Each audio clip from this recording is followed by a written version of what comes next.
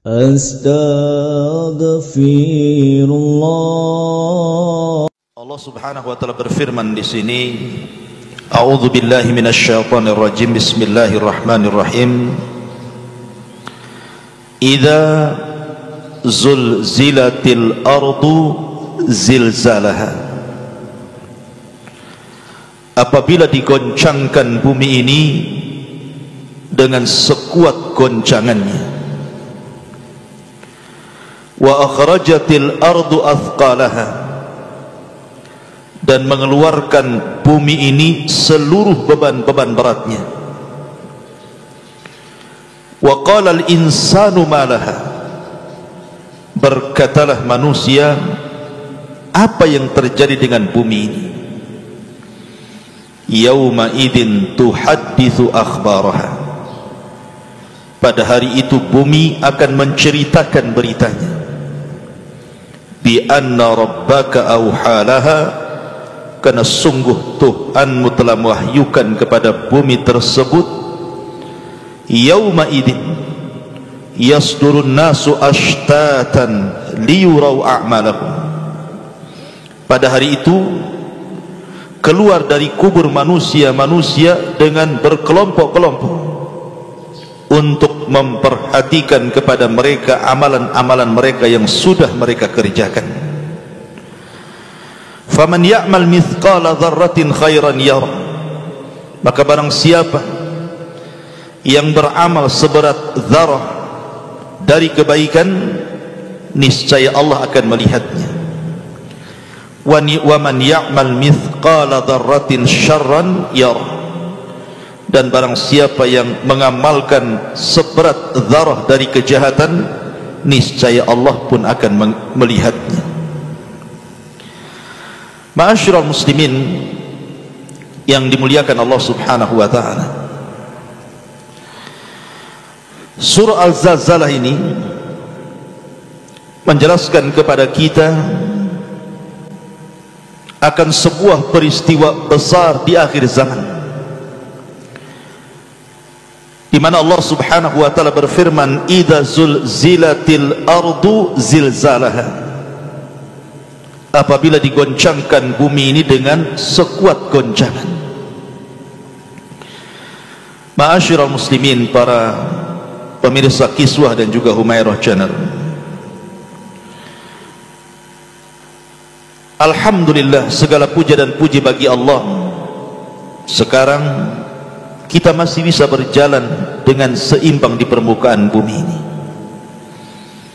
sehingga Allah Subhanahu wa taala berfirman, huwallazi ja'ala lakumul arda dhalulan famshu fi manakibiha wa kulu mir rizqihi wa ilaihin nusyur.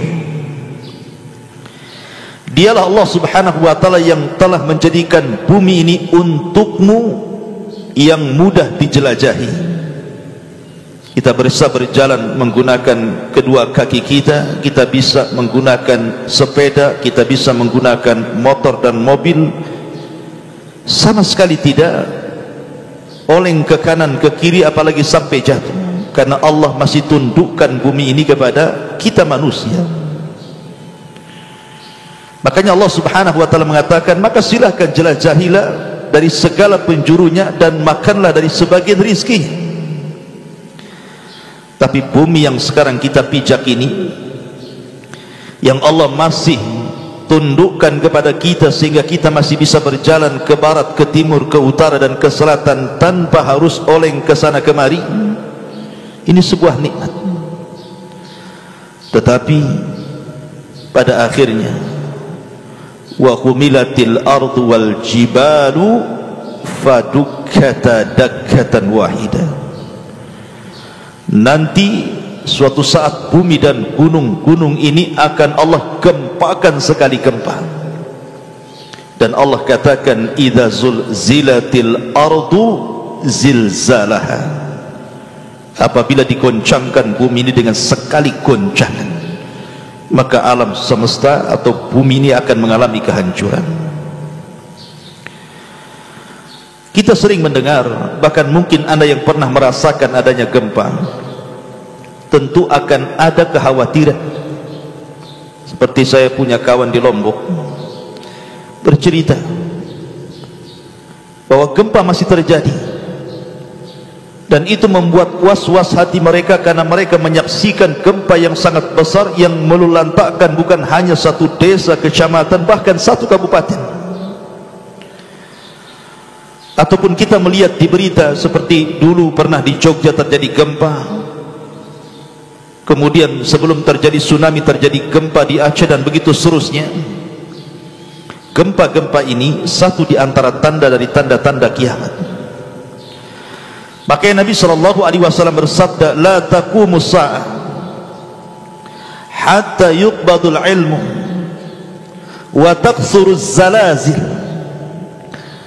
Tidak mungkin tegak kiamat, kata Nabi SAW, sampai ilmu itu diangkat dan sampai banyaknya gempa di sana dan di sini. Bahkan di antara tanda-tanda kiamat besar,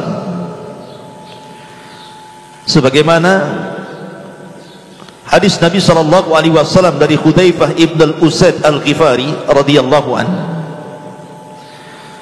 ketika Nabi SAW datang menemui kami para sahabat, kata Hudzaifah ibn al-Usaid ini, dan kami sedang berbicara tentang kiamat besar.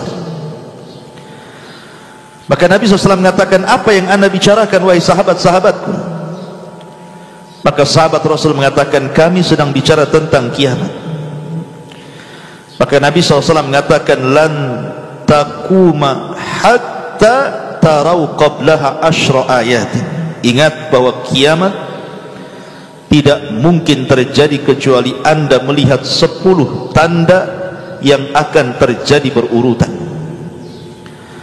Salah satunya Nabi SAW mengatakan, wa thalathatu khusuf, khasfun bil masyriqi wa khasfun bil maghribi wa khasfun bi jaziratil ardi. Akan terjadi gempa dari arah timur yang bukan hanya melulantakkan satu desa, bahkan satu negara akan dirobohkan. Kemudian gempa dari arah barat, begitu juga sama yang akan merobohkan negara-negara. Kemudian gempa di Jazirah Arab. Kapan waktunya Allahu a'lam. Tapi gempa di Jazirah Arab, Nabi SAW menyebutkan sebabnya. Ketika Muhammad ibn Abdullah, atau dikenal dengan Al-Mahdi, Al-Imamul Mahdi Al-Muntadhar, Muhammad ibn Abdullah Al-Hasani Al-Alawi, yang akan keluar dan dibaiat di akhir zaman, maka akan datang tentara yang berasal dari Syam yang tidak setuju pembaiatan yang dilakukan Ahlul Hijaz kepada Al-Mahdi ini. Maka mereka membawa pasukan besar untuk membunuh Imam Mahdi. Tapi ketika mereka sampai di sebuah tempat namanya Baida antara Mekah dan Madinah, maka disinilah berlaku hadis Nabi SAW, wa khasfun bi jaziratil ard, dan gempa dari arah Jazirah Arab. Ma'asyiral muslimin yang dimuliakan Allah Azza wa Jalla, dan kalau itu sudah terjadi, maka kiamat telah dekat. Tetapi gempa-gempa ini berlaku di sebagian daerah dan tidak berlaku di daerah lainnya. Tapi yang dimaksud surah Al-Zalzalah yang kita akan kaji di pagi hari ini, idza zulzilatil ardu zilzalaha, ini gempa yang tidak ada satu gunung, lembah, daratan kecuali akan bergoncang. Gempa ini akan menumpahkan air lautan. Gempa ini akan merobohkan gunung-gunung yang kuat lagi kekal, dan akan membelah-belah bumi, dan akan menghancurkan seluruh bangunan-bangunan, bahkan akan mematikan seluruh manusia yang hidup di jagat raya. Gempa maha dahsyat. Itulah terjadi pada hari kiamat. Perhatikan, Allah mengatakan idza zulzilatil ardu, apabila bumi ini digoncangkan, digempakan, zilzalaha. Allah idhafahkan kalimat zilzal kepada ha yang sebagai ganti daripada dhamir yang kembali kepada bumi. Artinya gempa ini diidhafahkan kepada bumi, maknanya satu dunia terjadi gempa. Karena Allah subhanahu wa ta'ala tidak menyebut dalam ayat ini dengan sebutan nakirah. Allah tidak mengatakan idza zulzilatil ardu zilzalan, tetapi Allah katakan zilzalaha, diidhafahkan kepada bumi. Kalau zilzalan boleh jadi di sini gempa, di sana tidak gempa. Tetapi ketika diidhafahkan kepada bumi, maka gempa ini akan terjadi dari barat, timur, selatan, utara, bahkan tidak ada satupun tempat kecuali akan bergoncang, akan merobohkan dan melulantakkan semua yang ada di permukaan bumi. Maha dahsyat. Kapan itu terjadi? Apabila Allah subhanahu wa ta'ala murka dengan hamba-hambanya. Sebab kalau seandainya Allah subhanahu wa ta'ala murka dengan hamba-hambanya, maka bukan hanya bumi digoncangkan, ma'asyiral muslimin yang dimuliakan Allah subhanahu wa ta'ala, tapi semua alam akan digoncangkan. Apabila Allah subhanahu wa ta'ala murka, idza sama'un fatar, maka langit akan terbelah. Apabila Allah murka, wa idzal kawakibun tathar, maka planet-planet dan bintang-bintang akan dijatuhkan. Apabila Allah murka, wa idzal biharu fujirat, seluruh air lautan akan ditumpahkan ke bumi.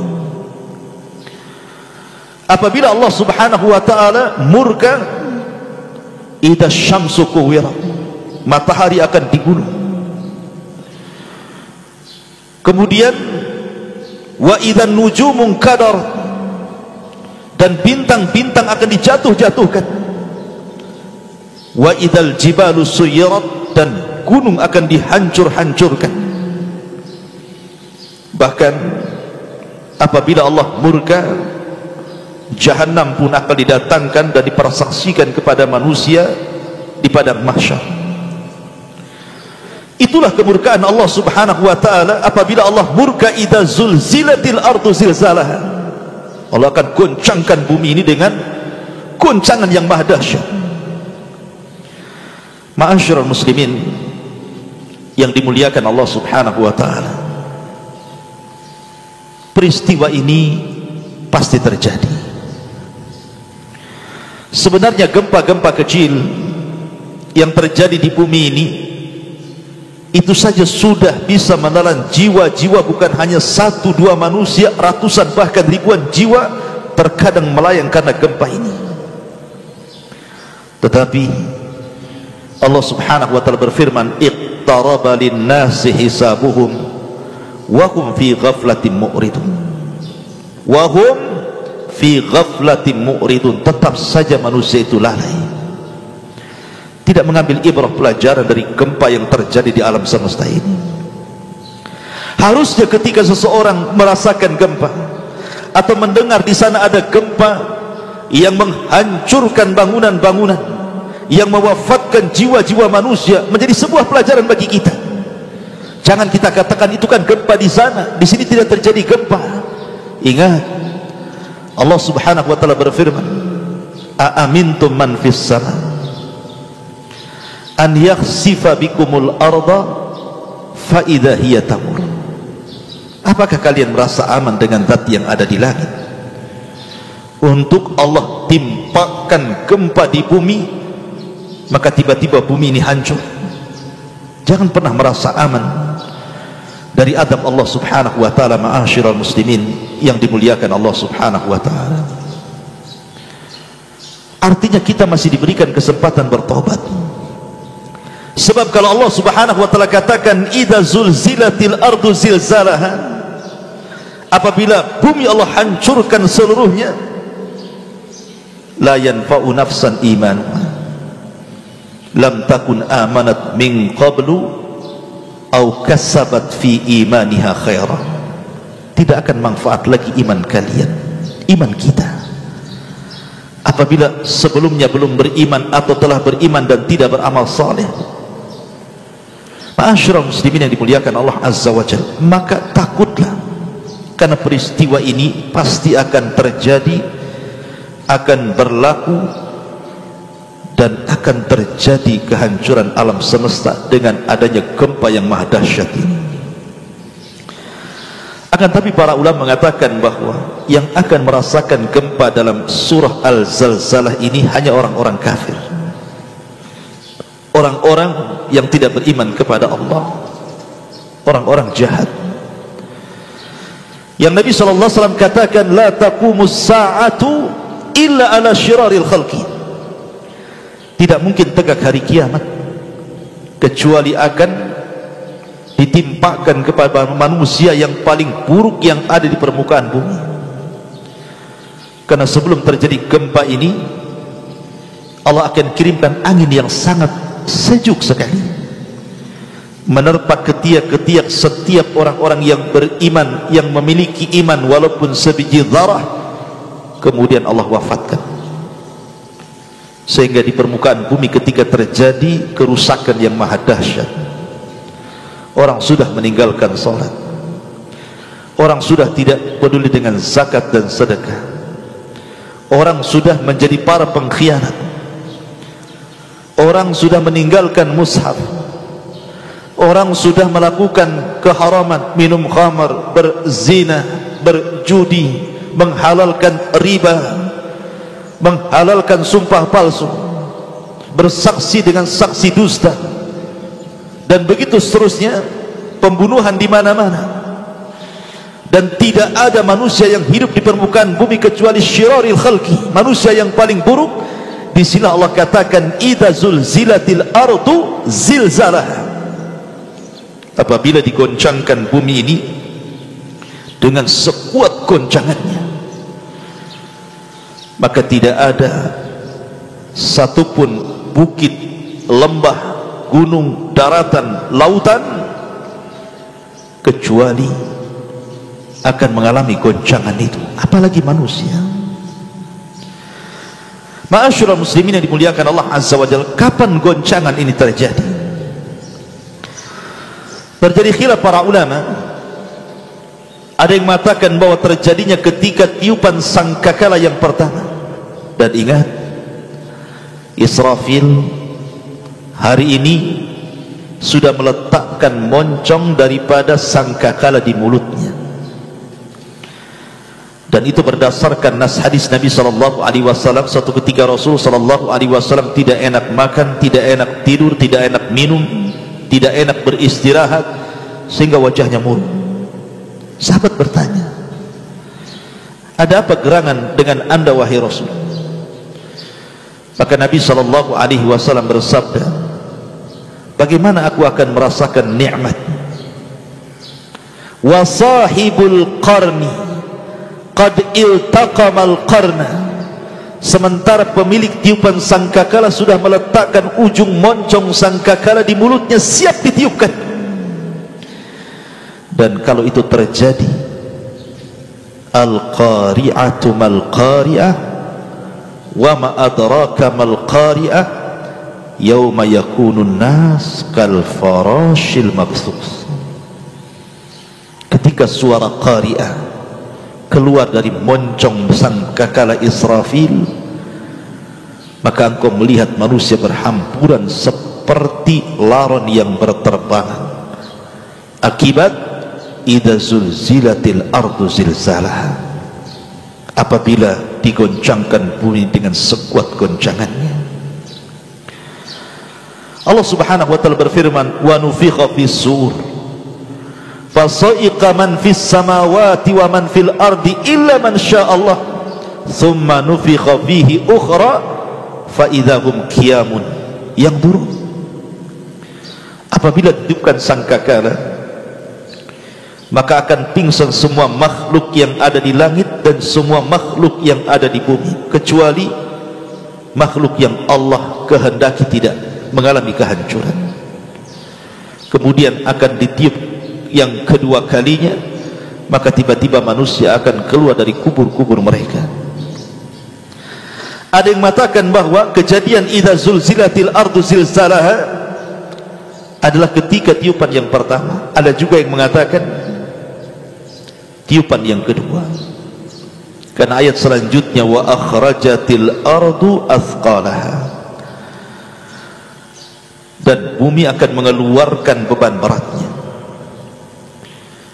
Bagi pendapat yang pertama bahwa tiupan sangkakala ini yang menjadikan gempa yang maha dahsyat, artinya beban-beban berat di sini adalah seluruh isi-isi bumi, tambangnya, gasnya, apinya, dan segala macam yang ada di bumi akan dikeluarkan dan dihancur-hancurkan. Bagi pendapat yang kedua bahwa kejadian ini terjadi setelah tiupan yang kedua, maksudnya beban-beban berat bumi ini adalah jasad-jasad manusia sejak Adam alaihi salatu wassalam sampai yang terakhir mati, yang dikubur di dalam tanah. Wa idzal ardu muddat wa alqat ma fiha wa takhallat, wa alqat ma fiha wa takhallat, dan Allah keluarkan jasad-jasad dari perut bumi sehingga bumi kosong karena semua terlempar ke permukaan.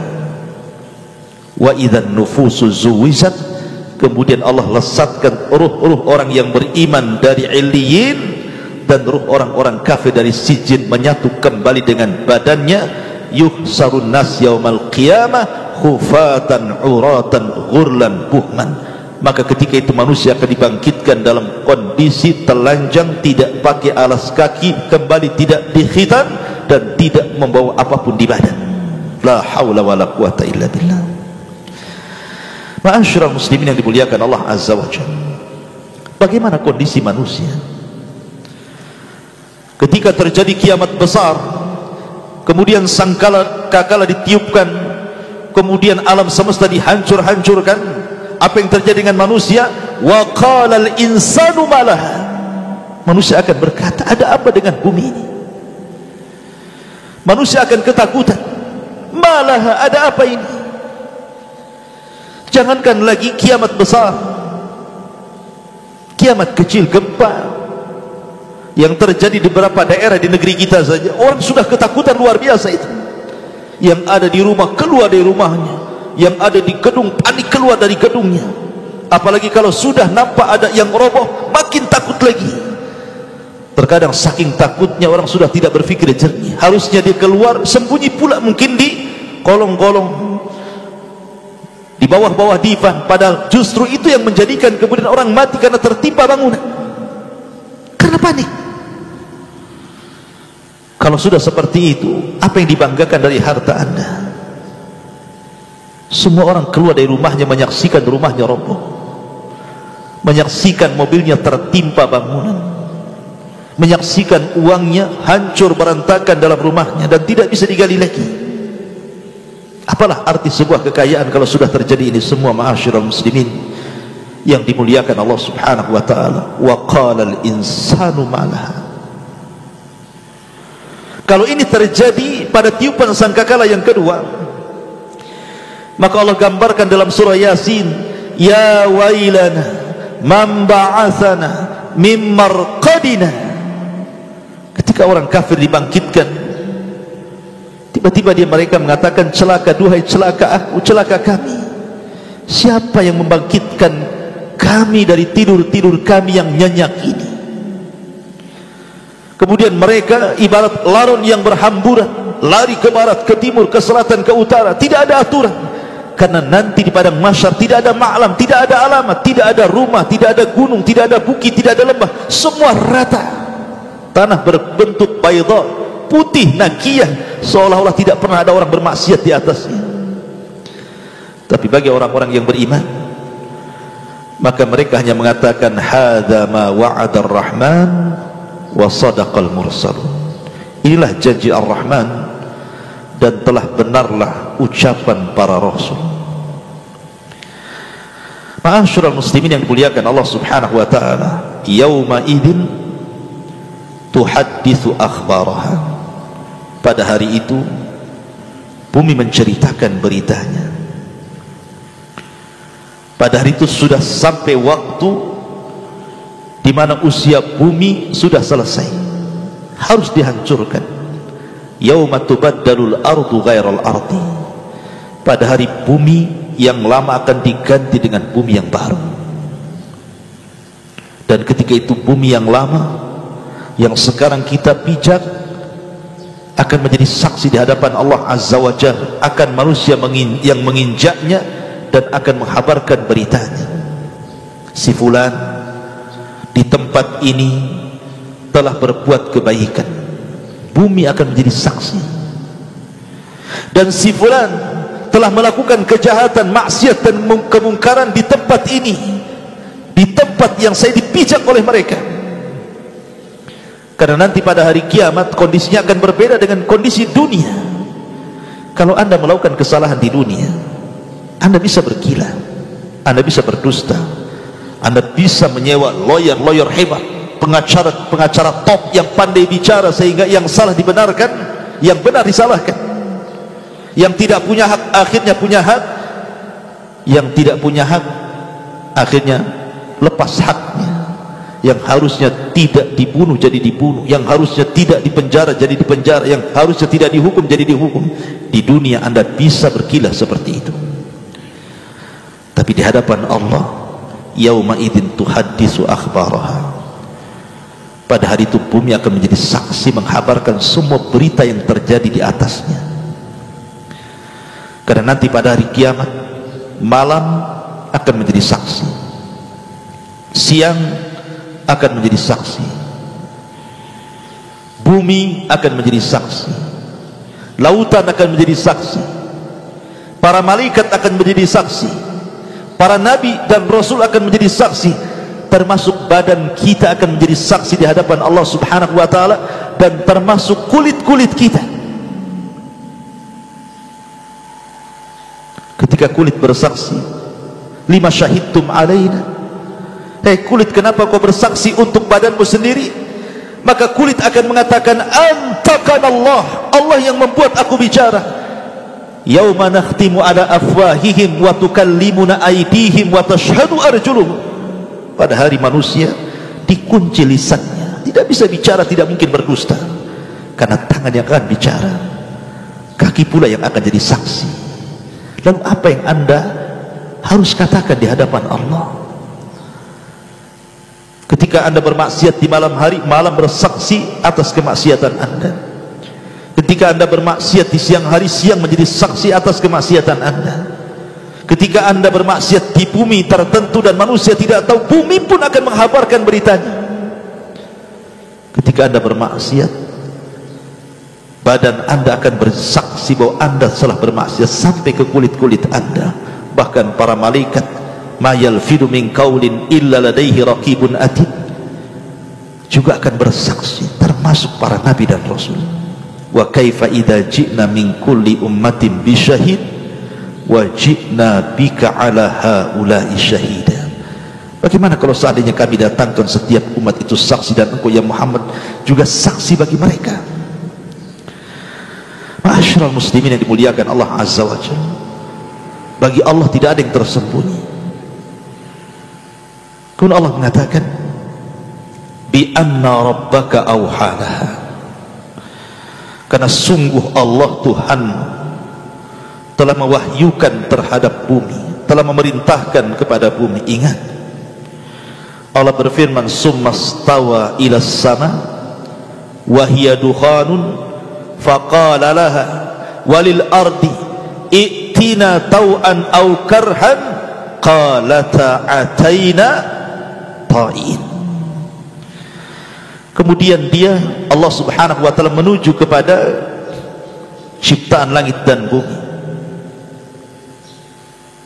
Kemudian dia istiwa ila sama, naik ke atas langit.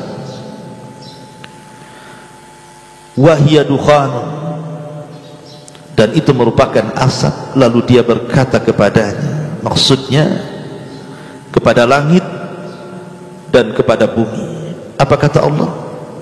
Datanglah kalian berdua menurut perintahku, dengan suka hati atau terpaksa.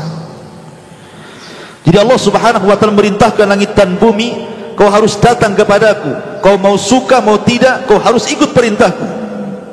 Apa jawaban langit dan bumi? Keduanya menjawab, ataina ta'in, kami datang dengan sesuka hati kami untuk menuruti perintahmu ya Rabb. Bi anna rabbaka awhalaha, Bumi yang perintahkan Allah untuk bergoncang, maka bergoncang bumi. Karena tidak ada makhluk yang bermaksiat akan perintah Allah subhanahu wa ta'ala kecuali jin dan manusia. Semua makhluk taat dengan Allah, mau langitnya, mau buminya, mau malaikatnya. Wa yaf'aluna ma yu'marun, mereka melakukan apapun yang Allah perintahkan. Tapi terkadang manusia membangkang perintah Allah, dan juga bangsa jin yang lebih banyak maksiat dibandingkan melakukan ketaatan. Ma'asyiral muslimin, kalau Allah sudah perintahkan bumi, bumi tidak mungkin menolak. Nabi Nuh alaihi salatu wassalam, ketika dia berdoa kepada Allah subhanahu wa ta'ala, fada'a rabbahu anni maghlubun fantasir, maka Nuh berdoa kepada Allah subhanahu wa ta'ala, ya Rabb, saya sudah dikalahkan dengan kaumku, maka tolonglah diriku, selamatkan diriku. Maka Allah subhanahu wa ta'ala perintahkan langit untuk mencurahkan air hujan sebanyak-banyaknya, dan Allah perintahkan bumi untuk meluncurkan air-air yang ada di dasar bumi. Dan kalau Allah subhanahu wa ta'ala sudah perintahkan langit dan bumi, apa yang terjadi?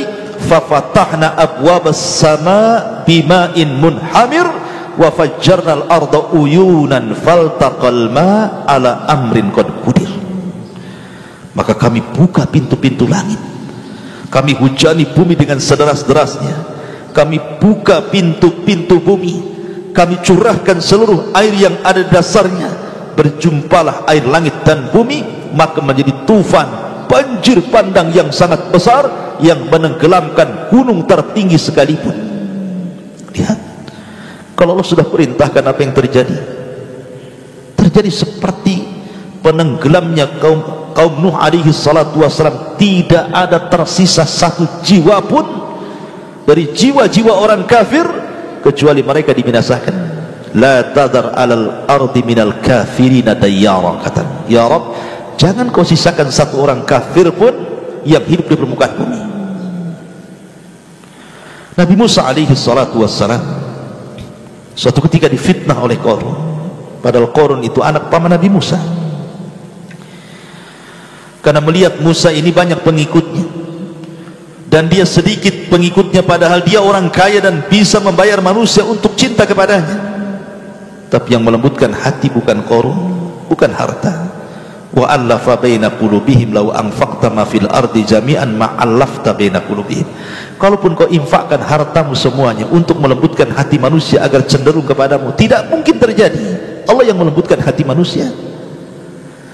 Maka Qarun membuat fitnah, menyewa seorang wanita pelacur, kemudian mengatakan, engkau kubayar dengan emas yang banyak asal kehamilanmu kau tuduhkan kepada Musa, bilang Musa yang telah menghamilimu. Sepakat? Sepakat, kata wanita ini. Dikumpulkan Bani Israel. Maka Qarun yang dulunya ahli ibadah, yang memiliki suara yang sangat indah ketika membaca Taurat, bahkan manusia mencintai qiraahnya, menjadi kufur gara-gara harta. Kalla innal insana la yatgha an ra'ahu istaghna. Sekali-kali manusia itu mudah melampaui batas apabila dibentangkan kekayaan kepadanya. Lihat Qarun. Dikumpulkan semua Bani Israel, kemudian dia berceramah di hadapan Bani Israel, kalian semua mungkin tahu siapa Musa, mungkin di mata kalian dia orang saleh, tapi di mataku dia orang bejat dan jahat. Buktinya wanita ini dihamili oleh Musa. Akhirnya kemudian Qarun merintahkan, bersaksilah kau wahai wanita. Tapi Allah lembutkan hati wanita ini. Dia pandang wajah Nabi Musa alaihi salatu wassalam yang penuh dengan cahaya, penuh dengan haibah, memiliki sebuah karismatik yang luar biasa, melulantakkan hati wanita itu. Dan sekali-kali dia memandang Qarun yang penuh dengan kegelapan, kebencian, kedengkian dan hasad. Tiba-tiba wanita ini mengatakan, sesungguhnya aku diperintah Qarun untuk mengucapkan ini dan itu dengan imbalan emas yang sangat banyak. Faghadiba Musa. Musa marahlah, sudah tahu ini rekayasa Qarun. Maka Musa berdoa kepada Allah subhanahu wa ta'ala. Apa yang terjadi? Allah katakan kepada Musa, ya Musa, qad amartul arda an tuti'uk, qad amartul arda an tuti'uk, an tuti'aka, aku sudah perintahkan bumi untuk taat kepadamu. Murha, silahkan kau perintahkan. Kau mau apa dengan bumi? Kau buat bumi hancur, ku hancurkan. Kau buat bumi gempa, ku gempakan. Kau buat bumi apa saja, terserah. Seandainya Nabi Musa berdoa minta digempakan satu Mesir, tentu bisa satu Mesir itu akan terjadi gempa dan akan merobohkan semua istana-istana. Tapi Musa hanya memerintahkan bumi untuk menelan Qarun. Ya arda abli'i, ya Allah, wahai bumi, telanlah Qarun. Abli'i, telanlah Qarun. Maka Qarun pun akhirnya tiba-tiba bumi belah dan terus mengajar dirinya. Dia pun lari ke rumahnya. Akhirnya hari pertama Qarun pun terperosok ke bumi separuh badannya. Manusia hendak menolongnya tapi tidak bisa. Hari kedua Allah tenggelamkan Qarun hampir sekepalanya dan sebagian rumah dan seluruh kekayaannya. Dan hari ketiga Allah katakan fakhasafna bihi wa bidarihi al-ardh, kami tenggelamkan Fir'aun dan seluruh rumah dan kekayaannya, tidak tersisa satu dinar pun kecuali masuk ke dalam bumi bersama pemilik-pemiliknya Qarun. Lihat, kalau Allah subhanahu wa ta'ala sudah perintahkan bumi, maka bumi akan taat. Makanya Allah mengatakan bi anna rabbaka awhalaha, gempa itu karena perintah Allah dan bumi tidak mungkin menolaknya.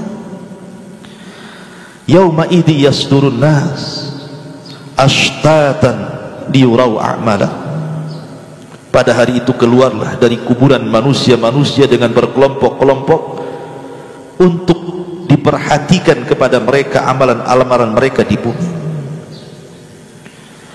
Maka ketika bumi dihancurkan, bagi pendapat bahwa ini terjadi kepada sangkakala yang kedua, maka manusia akan keluar dari bumi, kemudian akan disatukan kembali jasad dan roh, kemudian akan menghadap Allah subhanahu wa ta'ala dan mempertanggungjawabkan semua amalan yang pernah dilakukan di dunia.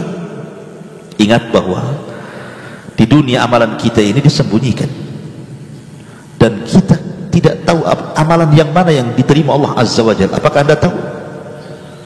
Salat tadi waktu subuh Allah terima salat kita, sedekah kemarin Allah terima sedekah kita, haji tahun-tahun yang lalu Allah terima haji kita, baca Quran kita, zikir kita, talabul ilmi kita, sedekah kita. Tidak ada yang tahu amalan kita ini diterima atau tidak di hadapan Allah azza wa jalla. Makanya kata para ulama salaf, kalau seandainya seluruh amalanku ditolak, hanya satu saja yang diterima dan aku tahu itu diterima, itu sudah cukup. Karena Allah yang mengatakan innama yataqabbalullahu minal muttaqin, Allah lah yang akan menerima dari hamba-hamba Allah yang takwa. Ketika diterima amal menunjukkan dia orang bertakwa. Tapi tidak ada yang tahu, amalan kita tidak ada yang tahu diterima atau tidak. Karena Allah yang mengatakan liyurau a'malakum, tapi di akhirat semua baru terang benerang, mana yang diterima, mana yang ditolak, mana yang berpahala, mana yang tidak berpahala, atau justru menjadi sebuah dosa. Ingat ketika Nabi SAW mengatakan awal man tusyu'ira bihin nar, manusia pertama yang disentuh api neraka adalah 3 kelompok: seorang qari'ul Quran, seorang mujahid, dan seorang ahli sedekah. Secara lahiriah di dunia harusnya ahli baca Quran, orang yang mati syahid, orang yang rajin bersedekah itu masuk surga. Harusnya seperti itu pandangan kita di dunia. Karena orang-orang yang seperti ini yang mendapatkan pujian manusia. Tapi di akhirat Allah lah yang mengetahui, Allamul Ghuyub. Dialah zat yang mengetahui kegaiban-kegaiban. Allah yang mengetahui ma fi sudurikum, dalam dada-dada kalian. Maka ketika amalan ditampakkan, kemudian disuruh melihatnya dan disuruh mengakuinya, apakah betul engkau seorang ahli baca Quran, engkau mati syahid, engkau ahli sedekah? Ya, kata mereka, saya dulu baca Quran, saya dulu berjihad sampai mati syahid, saya dulu bersedekah dan semua tempat sudah kusedekahkan, dan itu semua karenamu ya Rabb. Lihat jawaban Allah, kadzabta, dusta kamu membaca Quran supaya orang menganggap dirimu qari, Kamu berjihad kemudian mati syahid supaya manusia menganggap engkau pahlawan. Kamu yang bersedekah supaya manusia menganggap engkau itu dermawan. Maka Allah perintahkan malaikat, masukkan semua ke dalam jahannam. Na'udzubillah. Ma'asyiral muslimin yang dimuliakan Allah Subhanahu wa taala. Oleh karena itulah maka ikhlaskan niat. Ikutilah contoh terbaik Rasul sallallahu alaihi wasallam. Karena ingat, sekecil apapun kebaikan ada pahalanya, sebagaimana sekecil apapun keburukan ada dosanya. Faman ya'mal mithqala dzarratin khairan yara wa man ya'mal mithqala dzarratin syarran yara. Maka barang siapa mengerjakan seberat zarah dari kebaikan, tetap Allah akan melihatnya. Wa ma tuqaddimu min anfusikum min khairin ya'lamhu Allah. Apapun yang kau hadapkan kepada Allah dari kebaikan, Allah tahu. Maka jangan remehkan sekecil apapun kebaikan, apalagi sampai menghina orang. Ada orang yang sudah bagus-bagus menutup aurat di kepalanya, berhijab, mungkin hijabnya kurang sempurna, tapi sudah lumayan menutupi rambutnya, tapi dia belum bisa meninggalkan ghibah. Kita celak pula. Daripada engkau ghibah, lepas aja jilbabmu. Buat apa berjilbab tapi lisannya masih menggibah? Anda jangan katakan seperti itu. Karena jilbab dia dapat pahala, ghibah dia dapat dosa. Nanti akan ditimbang di hadapan Allah mana berat dosa dan pahalanya. Tidak boleh kita melecehkan, menghina, merendahkan amalan kebaikan yang dilakukan manusia. Siapa Anda menghukumi manusia? Makanya dahulu di zaman Bani Israel ada dua orang, yang satu ahli ibadah, yang satu ahli maksiat. Awalnya baik yang ahli ibadah, menasihati, tobat kamu. Sampai pada waktunya dia bermaksiat yang tidak bisa lagi ditolerir, tiba-tiba mengatakan, wallahi demi Allah, kalau engkau illam tatub, kalau engkau tidak bertobat, wallahi la yaghfirullahu lak aw la yunjika minan nar. Allah tidak akan mengampuni dosa-dosamu dan Allah tidak akan menyelamatkan kamu dari api neraka. Dia sangka ampunan milik dia, dia sangka neraka milik dia. Itu semua milik Allah. Kenapa dia bisa memvonis orang? Akhirnya Allah takdirkan yang ahli maksiat sebelum wafatnya dia bertobat. Akhirnya Allah masukkan ke dalam surga. Yang ahli ibadah tidak bertobat dari ucapannya, melebihi takdir Allah Azza wa Jalla, Allah masukkan pula ia ke neraka. Na'udzubillah. Terbalik kondisinya. Maka jangan remehkan sekecil apapun kebaikan. Wa man ya'mal mithqala dzarratin syarran yarah. Dan ingat, sesuai apapun keburukan, kejahatan, kemaksiatan, tetap ada balasannya. Dan Allah itu maha adil dan penuh dengan rahmat. Allah ketika memasukkan manusia ke dalam surga itu karena rahmatnya, karena kasih sayangnya, bukan karena keadilannya. Karena kalau seandainya Allah memasukkan manusia karena keadilannya, satu pun manusia tidak ada yang bisa masuk surga. Ada seorang laki-laki di zaman Bani Israel, tidak pernah maksiat, hidupnya ibadah dari kecil sampai wafat. Berdiri di pintu surga dia dan mengatakan, ya Rabb, ketika Allah berfirman, udkhulu bi rahmati, masuklah kau karena rahmatku. Tapi laki-laki ini mengatakan tidak. Kalimat itu hanya diperuntukkan untuk orang-orang yang berdosa. Yang kau masukkan ke dalam surga, wajar kau masukkan mereka karena rahmatmu. Tapi aku tidak pernah maksiat di bumi, masa aku masuk karena rahmatmu ya Rabb? Maka Allah mengatakan, baik, hitung kebaikan, hitung amalan, hitung pahala. Kalau itu pantas masukkan ke surga. Akhirnya dihitung semua kebaikannya, rupanya tidak sebanding dengan satu nikmat yang Allah berikan, berupa nikmat penglihatan. Karena dia takut tidak masuk surga, dia mengatakan, kalau begitu ya Rabb, sudah masukkan aku karena rahmat-Mu. Tetapi orang masuk neraka karena keadilan Allah. Allah tidak pernah zalim kepada hamba-hambanya. Allah tidak mungkin menzalimi hamba-hambanya, karena Allah akan mengadab sesuai dengan amalan dia saja. Itulah keadilan Allah Subhanahu wa taala. Wallahu a'lam bishawab.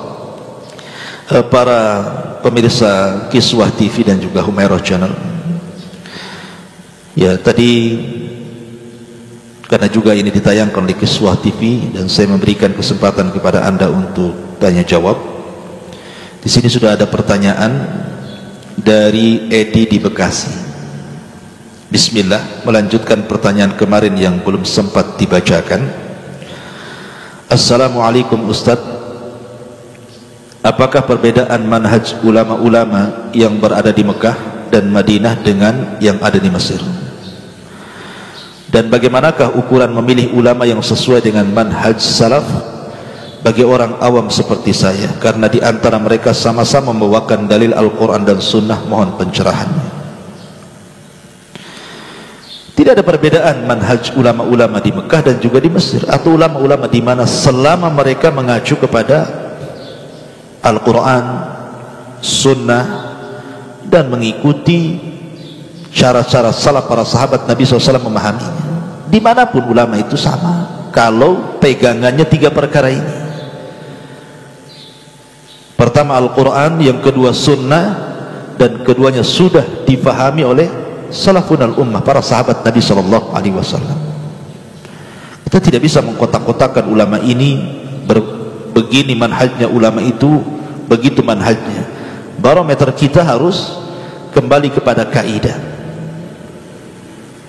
Selama berpegang kepada Al-Quran dan Sunnah dan mengikuti perjalanan salaful ummah, karena mereka adalah kurun terbaik umat ini, maka semua manhaj para ulama sama.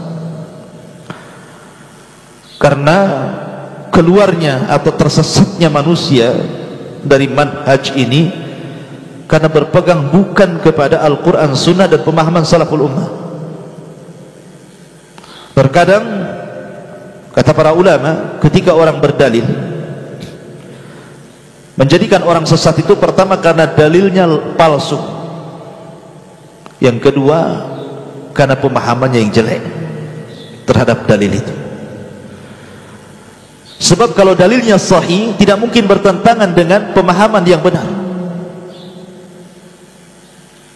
Karena terjadi kesesatan karena itu. Dia memahami dalil, dia mengatakan dalil ini, rupanya dalil itu sudah diteliti, maudhu, palsu. Berarti dia membawa sesuatu yang tidak dibawa Nabi. Atau mungkin dalil itu sahih, tapi cara memahaminya salah, tidak mengacu kepada pemahaman salaful ummah. Akhirnya kemudian orang suka-suka berdalil. Makanya kenapa ada namanya dalil, ada juga namanya istidlal, pengambilan dalil. Ma'asyiral muslimin yang dimuliakan Allah Subhanahu wa ta'ala, kalau hanya dalil saja, orang khawarij bisa berdalil. Orang-orang yang menyembah berhala-berhala, yang mengatasnamakan Islam, bisa berdalil. Tetapi contoh saja, umpamanya Allah Subhanahu wa taala berfirman, wa'budullaha hatta ya'tiyakal yakin, sembahlah Allah sampai datang kepada kalian keyakinan. Kalau sudah yakin, tidak perlu nyembah Allah lagi. Jika tidak benar, berdalil juga dia. Tetapi dalil tidak cukup, harus ada pemahaman yang benar saat memahami dalil supaya tidak keliru. Adapun anda yang masih orang awam, belajar kemana? Belajar saja. Belajar saja tanpa memilah dan memilih ustaz. Belajar kepada semua ustaz, dengan catatan selama ustaz ini menyerukan kepada Al-Quran, kepada sunnah Nabi SAW, dan keduanya sudah dipahami oleh salafun al-ummah. Belajar itu nanti anda akan diberikan hidayah. Orang kalau sudah banyak ilmunya, nanti akan datang hidayah kepada anda. Anda sendiri yang bisa membedakan mana yang hak, mana yang batil. Karena ilmu itulah yang sebenarnya menggiring manusia, terbuka wawasannya, sehingga dia bisa menilai, oh ini tidak benar, ini benar. Oh ini ikhlas, ini tidak ikhlas. Oh ini bisa dipakai, ini tidak bisa dipakai. Itu kan pengetahuan. Tapi kalau ilmu dangkal, anda akan selamanya mengalami kebingungan dan tidak akan mendapatkan jalan keluar. Maka terus belajar. Tentu dengan metode dari dasar. Belajar bahasa Arab, ya, kemudian tauhid yang dasar dulu, fikih yang dasar dulu, dan begitu seterusnya baru naik, tadarruj. Jangan tergesa-gesa, karena man akhadha jumlatan faqadal jumlah. Orang kalau sudah ingin memborong semua, ingin dimasukkan ke otaknya, maka akan hilang juga semua di otaknya. Maka belajar sedikit-sedikit. Kemudian pertanyaan yang kedua, bismillah. Nabi SAW bersabda, walladhi nafsi biyadihi innaha la ta'dilu thuluthal Qur'an. Demi zat yang jiwaku berada di tangannya, surat Al-Ikhlas itu senilai sepertiga Al-Quran. Yang ingin saya tanyakan, apakah makna dari surah Al-Ikhlas yang senilai sepertiga Al-Quran? Ya, karena Al-Quran itu pembahasannya cuma 3. Sepertiga bicara tauhid, sepertiga bicara tentang ahkam hukum-hukum ibadah, solat, zakat, puasa, haji dan begitu seterusnya, dan sepertiganya lagi bicara tentang akhlak yang menceritakan tentang kisah para nabi, kisah orang-orang saleh, dan juga akhlak-akhlak buruk dari musuh-musuh para nabi dikisahkan dalam Quran. Jadi sepertiganya qasas, kisah-kisah yang melahirkan akhlak. Itulah Al-Quran. Makanya kenapa Rasul mengatakan bahwa surah Ikhlas itu sepertiga, karena memang surah Ikhlas itu dari awal sampai akhir bicara tentang tauhid. Dan Quran itu sepertiganya tauhid, bicara tentang keesaan, ketuhanan, tauhid.